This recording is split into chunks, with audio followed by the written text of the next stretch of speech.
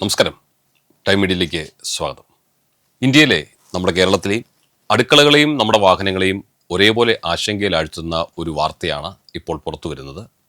അതിപ്രകാരമാണ്, പശ്ചിമേഷ്യയിൽ യുദ്ധം കൊടുമ്പിരി കൊണ്ടിരിക്കുമ്പോൾ ലോകത്തിൻ്റെ ഊർജ്ജ സിരയായ ഹോർമൂസ് കടലിടുക്ക് ഇറാൻ അടച്ചിരിക്കുകയാണ്. ഇതിൻ്റെ ഫലമായി ഇന്ത്യയിൽ കടുത്ത ഇന്ധനക്ഷാമം ഉണ്ടായേക്കാം എന്നാണ് റിപ്പോർട്ടുകൾ സൂചിപ്പിക്കുന്നത്. LPG സിലിണ്ടറുകൾ റേഷൻ അടിസ്ഥാനത്തിൽ വിതരണം ചെയ്യേണ്ടി വരുമോ? വരും ദിവസങ്ങളിൽ പെട്രോളിനും ഡീസലിനും എന്തു സംഭവിക്കും? ഈ പ്രതിസന്ധി മറികടക്കാൻ സർക്കാർ എന്തൊക്കെയാണ് പുതിയതായി പ്ലാൻ ചെയ്യുന്നത്? ഇന്നത്തെ വീഡിയോയിൽ നമുക്കിതിൻ്റെ എല്ലാ വശങ്ങളും ഒന്ന് പരിശോധിക്കാം. എന്തുകൊണ്ടാണ് ഹോർമൂസ് കടലിടുക്ക് ഇത്രത്തോളം പ്രധാനമാകുന്നത്? ഗൾഫ് മേഖലയിൽ നിന്ന് ലോകത്തിൻ്റെ മറ്റു ഭാഗങ്ങളിലേക്ക് എണ്ണ എത്തുന്ന ഒരു പ്രധാന പാതയാണിത്. ഇതിലൂടെയാണ് ലോകത്തിലെ ക്രൂഡ് ഓയിൽ ഗതാഗതത്തിൻ്റെ സിംഹഭാഗവും നടക്കുന്നത്. നിലവിലെ റിപ്പോർട്ടുകൾ പ്രകാരം കഴിഞ്ഞ തിങ്കളാഴ്ച ഈ കടലിടുക്കിലൂടെ വെറും ഒരു ടാങ്കർ മാത്രമാണ് കടന്നുപോയത്. സാധാരണഗതിയിൽ നൂറുകണക്കിന് ടാങ്കറുകൾ കടന്നു പോകേണ്ട സ്ഥാനത്താണ് ഈ ഒരെണ്ണം കടന്നുപോയിരിക്കുന്നത്.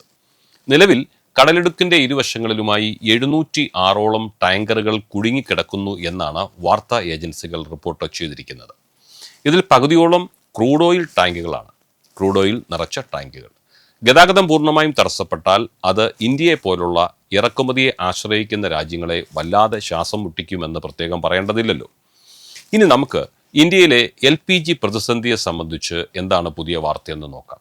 നമ്മൾ ഉപയോഗിക്കുന്ന LPGയുടെ 85% വിദേശ രാജ്യങ്ങളിൽ നിന്നാണ് ഇറക്കുമതി ചെയ്യുന്നത്. അതായത് നമ്മുടെ അടുക്കളയിൽ കത്തുന്ന ഗ്യാസ് പ്രധാനമായി വരുന്നത് വിദേശ രാജ്യങ്ങളിൽ നിന്നാണ്. ഇതിൻ്റെ പ്രധാന ഉറവിടം പശ്ചിമേഷ്യൻ രാജ്യങ്ങളാണ്. ഹോർമൂസ് കടലിടുക്ക് വഴി വരുന്ന ഈ ഇറക്കുമതി നിലച്ചാൽ നമ്മുടെ പക്കൽ ഇനി എത്ര സ്റ്റോക്ക് ഉണ്ടാവും? നിരീക്ഷകർ പറയുന്നത് പ്രകാരം പുതിയ ടാങ്കറുകൾ സമയാസമയങ്ങളിൽ എത്തിയില്ലെങ്കിൽ 2 ആഴ്ചത്തേക്ക് കൂടിയുള്ള ശേഖരം മാത്രമേ ഇന്ത്യയിൽ ഉണ്ടാവൂ. അതായത് വെറും 14 ദിവസം. ഈ സാഹചര്യത്തിലാണ് LPG റേഷനിങ് എന്ന ആശയത്തെക്കുറിച്ച് സർക്കാർ ആലോചിക്കുന്നത്. അത്യാവശ്യക്കാർക്ക് മാത്രം മുൻഗണന നൽകിക്കൊണ്ട് വിതരണത്തിൽ നിയന്ത്രണം വന്നേക്കാം. സ്ഥിതിഗതികൾ നിരീക്ഷിച്ചുകൊണ്ടിരിക്കുകയാണെന്ന് പെട്രോളിയം മന്ത്രാലയം വ്യക്തമാക്കിയിട്ടുണ്ട്. പെട്രോളിയം മന്ത്രി ഹർദീപ് പുരി ഇതിനോടകം തന്നെ സാഹചര്യങ്ങൾ വിലയിരുത്തി കഴിഞ്ഞു. ഇന്ത്യ പ്രധാനമായും 3 കാര്യങ്ങളാണ് ഇപ്പോൾ ചെയ്യാൻ ഉദ്ദേശിക്കുന്നത്. ഒന്ന്, സാധാരണ ഗൾഫിനെയാണ് ആശ്രയിക്കാറുള്ളതെങ്കിലും ഇപ്പോഴത്തെ സാഹചര്യത്തിൽ റഷ്യയിൽ നിന്നുള്ള ക്രൂഡ് ഓയിൽ ഇറക്കുമതി വേഗത്തിലാക്കാൻ ഒരു നീക്കം നടത്തുന്നുണ്ട്. മറ്റൊന്ന്, കയറ്റുമതിയുടെ നിയന്ത്രണമാണ്. ഇന്ത്യയിൽ ശുദ്ധീകരിക്കുന്ന പെട്രോൾ, ഡീസൽ എന്നിവ പുറം രാജ്യങ്ങളിലേക്ക് കയറ്റി അയക്കുന്നത് കുറച്ചിട്ട് ആഭ്യന്തര വിപണിയിൽ ഉപയോഗിക്കാൻ സർക്കാർ തീരുമാനിച്ചേക്കാം. രാജ്യത്തിന്റെ പല ഭാഗങ്ങളിലായി ഭൂമിക്കടിയിൽ കരുതി വച്ചിരിക്കുന്ന എണ്ണശേഖരം, അതായത് സ്ട്രാറ്റജിക് റിസർവ്സ് ആയിട്ട് ഉപയോഗിക്കാനുള്ള വെച്ചിരിക്കുന്ന എണ്ണശേഖരം എടുത്തുപയോഗിക്കാനുള്ള തയ്യാറെടുപ്പുകളും തുടങ്ങിക്കഴിഞ്ഞതായാണ് റിപ്പോർട്ടുകൾ പറയുന്നത്. ഇതൊക്കെ കേൾക്കുമ്പോൾ സാധാരണക്കാർക്ക് വരാവുന്ന ഒരു വലിയ സംശയമുണ്ട്. എണ്ണവില വല്ലാതെ കുതിച്ചുയരുമോ എന്നതാണ്. പശ്ചിമേഷ്യയിലെ യുദ്ധം നീണ്ടുപോവുകയാണെങ്കിൽ ക്രൂഡ് ഓയിൽ വില ബാരലിന് $100 മുകളിലേക്ക് പോകാൻ തീർച്ചയായും സാധ്യതയുണ്ട്.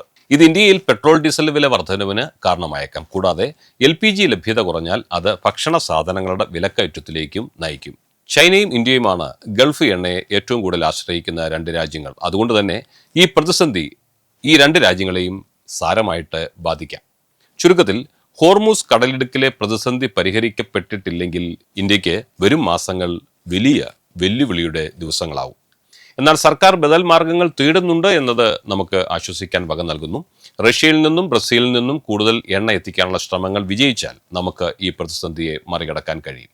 പരിഭ്രാന്തരാകേണ്ട സാഹചര്യം ഇല്ലെങ്കിലും ഇന്ധന ഉപഭോഗത്തിൽ നമ്മൾ അല്പം ശ്രദ്ധിക്കുന്നത് നമുക്ക് തന്നെ നന്നായിരിക്കും. ഈ വിഷയത്തെക്കുറിച്ചുള്ള നിങ്ങളുടെ അഭിപ്രായങ്ങൾ താഴെ കമൻറ്റ് ചെയ്യുക. LPG റേഷൻ ആയാൽ അത് നിങ്ങൾ യോജിക്കുമോ? താഴെ കമൻറ്റ് ബോക്സിൽ നിങ്ങൾക്ക് നിങ്ങളുടെ അഭിപ്രായങ്ങൾ രേഖപ്പെടുത്താം. ഇൻഫോർമേറ്റീവായ വീഡിയോകൾക്കായി ഈ ചാനൽ സബ്സ്ക്രൈബ് ചെയ്യാൻ നിങ്ങൾ മറക്കരുത്. മറ്റൊരു വീഡിയോയുമായി വീണ്ടും കാണാം. എല്ലാവർക്കും ഞങ്ങളുടെ നന്ദി. നമസ്കാരം.